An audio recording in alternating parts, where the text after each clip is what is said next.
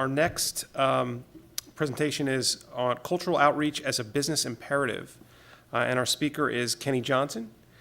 Kenny is a native Philadelphian and another Villanova alumnus, and currently the Phillies coordinator of fan development and multicultural outreach. Kenny started with the Phillies while still in high school in 1999, serving as an intern in the fan development department and game day employee for the Junior Phillies fan club. In 2006, Kenny joined the fan development department as a full-time representative. He is involved in the planning and implementation of many programs during the season that are geared towards evolving baseball fans, working directly with consumers as well as with corporate partners. Kenny also works in conjunction with the Phillies events, relations, and sales departments to plan and promote outreach and culturally themed events at the ballpark, many of which Dave Buck spoke about this morning, as well as keep the Phillies connected with Philadelphia's diverse communities. Kenny's going to speak from this extensive and authentic and frontline experience, which I love, about the Phillies fan development programs, how each fit within the goals and needs of the franchise. In particular, as the title of the presentation emphasizes, how and why the organization views diversity as a business imperative. He will further explain cultural outreach, the cultural outreach component of his position, which grew out of intentional efforts by the Phillies to stay connected with the city's diverse communities. So please join me in welcoming from the Philadelphia Phillies, Kenny Johnson.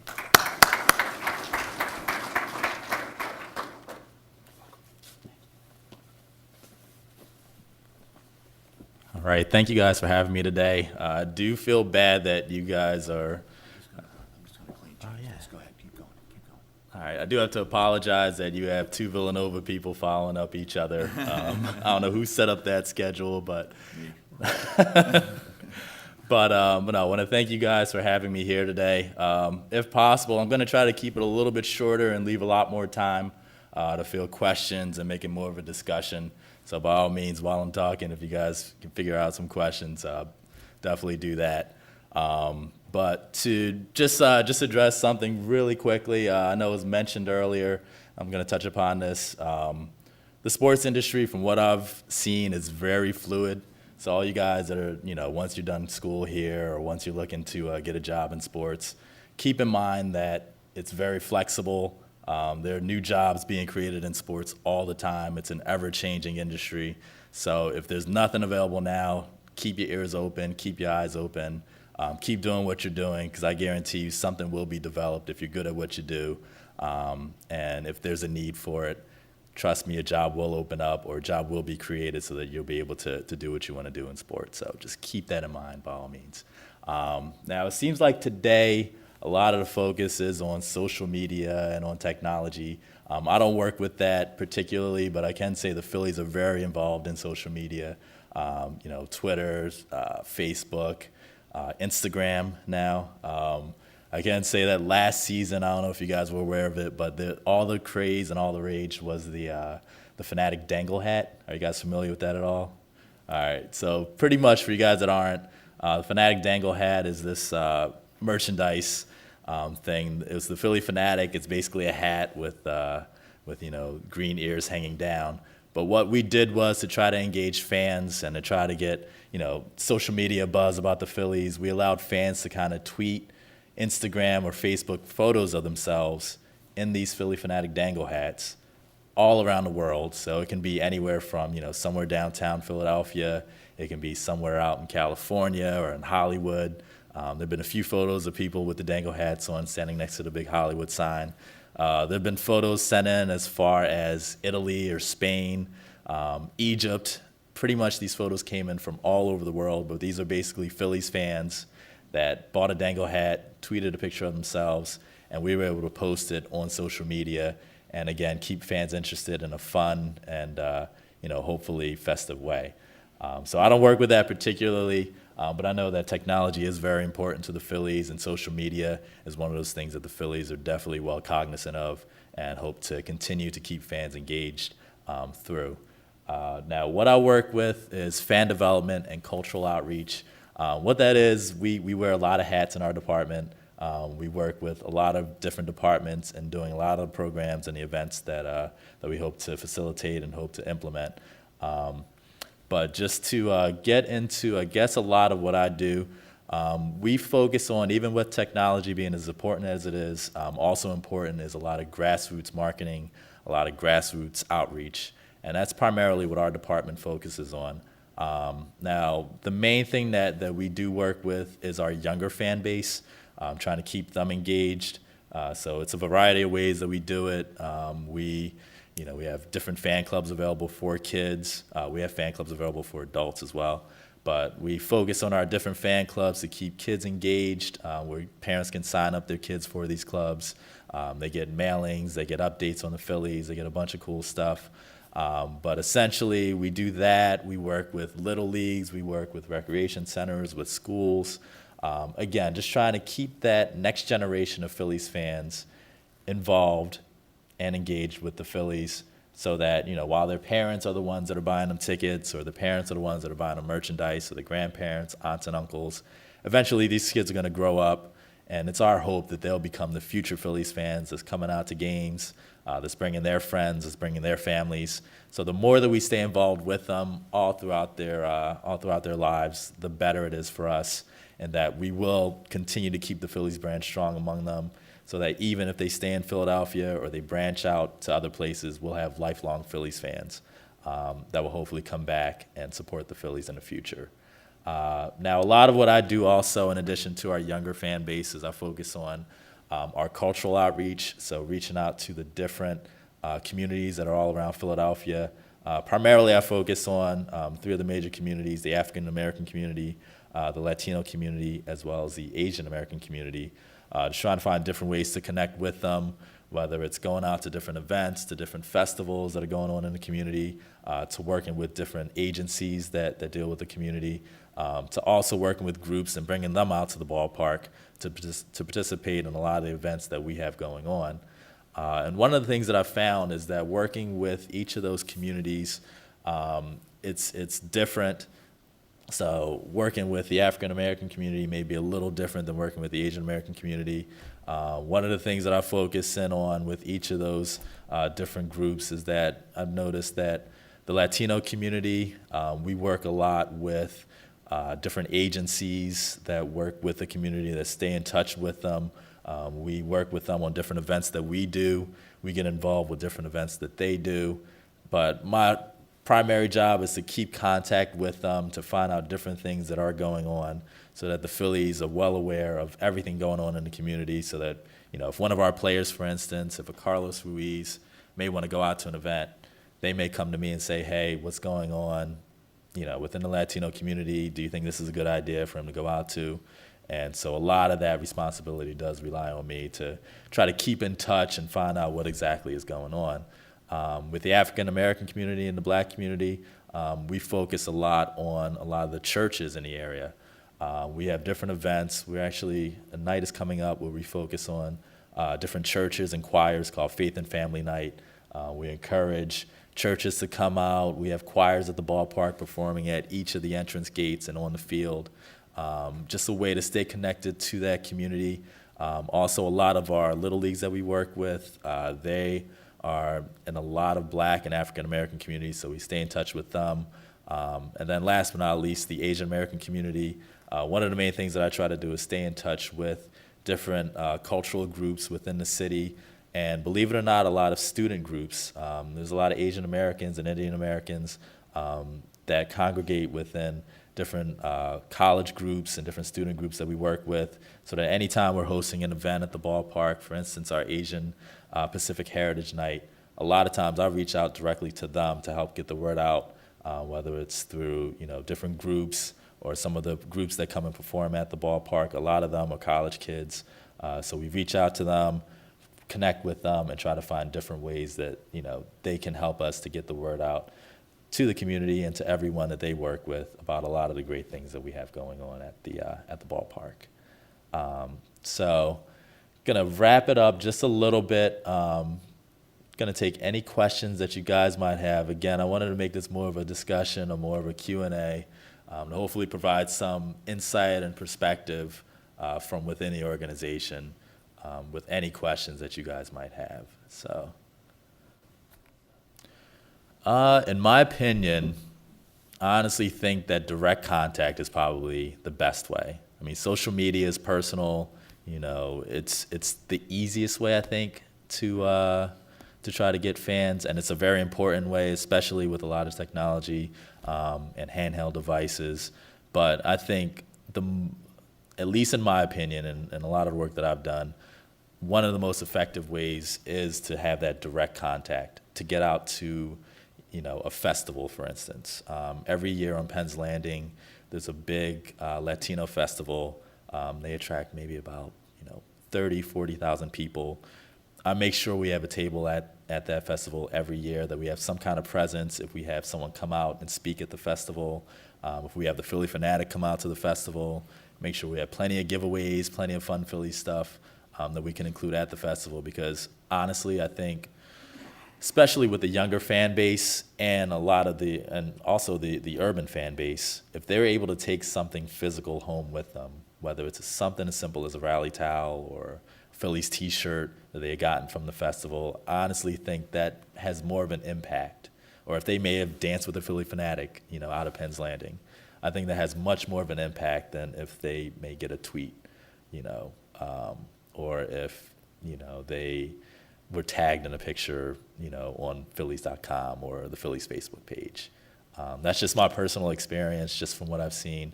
But honestly, I think direct contact and grassroots, it may be a little old-fashioned, but it's still pretty effective, in reaching out to your fan base. In addition to outreach and marketing, to get people in the stadium, do you have a coordinated way? You have a coordinated way with the ball club that you actually make changes or tweaks to the in-stadium experience, from food concessions to merchandise? How does that happen? Is that more spontaneous, or is it more directed? Well, I don't work directly with social media. Merchandise or food concessions, I see a lot of different colored. I used to do some of it, where green and white Phillies tee with a shamrock on the sleeve. Yeah. We do other versions. Is that something that's more grassroots by department, or is that something directed by you and your? Well, honestly, it's more of a merchandise or directed from the merchandise department and our events department. It's kind of correlated to what I do and what we do. For instance, there was a time that, I believe it was maybe about 3 or 4 years ago, there was a Spanish baseball T-shirt. Instead of baseball, it said baseball in Spanish. So that was something that was developed, out of a need for us to try to reach more of the, Latino community. But it was also a fun T-shirt. It wasn't just the Latino community wearing it. It was pretty much everyone in the ballpark wearing it. So a lot of it comes from getting to know our fan base. For instance, the Shamrock T-shirt that you mentioned, obviously the season starts pretty close to St. Patrick's Day. So you may have a lot of people wearing it right around St. Patrick's Day, and guess what? That helps us a lot, because that's our spring training. It's when we're gearing up for the regular season. So just people wearing these Phillies T-shirts kind of gets us out there and makes people aware that, hey, almost forgot the season's coming up. And they see the Phillies logo, and of course it gets them excited about, the upcoming season. So yeah. With RBI baseball, you hear about that a lot in the community and stuff like that. And, 42 came out with Jackie Robinson, that happens every year. How much of an involvement, how does that kind of work into your title is kind of about that, so how closely do you work with that? Elaborate on that. Yeah, that's actually a really good question. How many of you guys have seen the movie 42? Raise your hand. All right, so you guys that have seen it, you guys know that, the Phillies, in addition to a couple other teams, are represented in the movie. And to be honest, it wasn't in a positive light. It's really reflective of everything that was going on back then. So what we did in cooperation with Major League Baseball, once the movie came out, Major League Baseball actually encouraged all the major league teams to host screenings of the movie 42. A, it's an excellent movie, and B, it helps get awareness of Jackie Robinson and what went on back then. So what we did was we actually worked with Major League Baseball in hosting these screenings, and we reached out to the RBI leagues that we work with, and we hosted maybe around 300 kids all together. A lot of them RBI and baseball players all throughout Philadelphia. We reached out to a few schools, and we also reached out to a few softball teams as well. So we were able to share that experience with them. They were able to enjoy the movie 42, but we also hosted a Q&A session as well, just in case they had any questions about the movie. We were able to address it. We also shared a short video of some of our Phillies players kind of sharing their experiences and sharing their thoughts on Jackie Robinson and what he means to them. So we were able to connect with the community, connect with our RBI leagues, bring them out, show them the movie, explain to them, it was a different era, it was a different time. And then at the same time, they were able to enjoy themselves, and it ended up being a really good event. How do you work closely to grow that program? Mm-hmm. Jack Robinson might be just African American community, but there's other stuff like Jack Robinson that can kind of go into what you do. Yeah.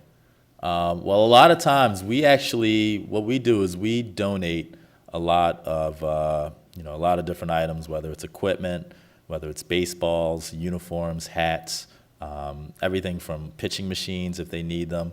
We basically donate a lot of those items to different little leagues that are all around Philadelphia, where essentially, they sign up with our RBI and rookie league program.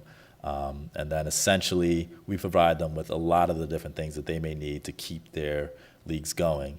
Now, once they have everything, we leave it up to them, to the coaches. Most of them are volunteers, but we leave it up to the coaches and the teams to kind of keep their season going and keep the team going, maintain their fields. But the Phillies are always there with a helping hand in case they need anything. If they may need more baseballs or more, uniforms or hats.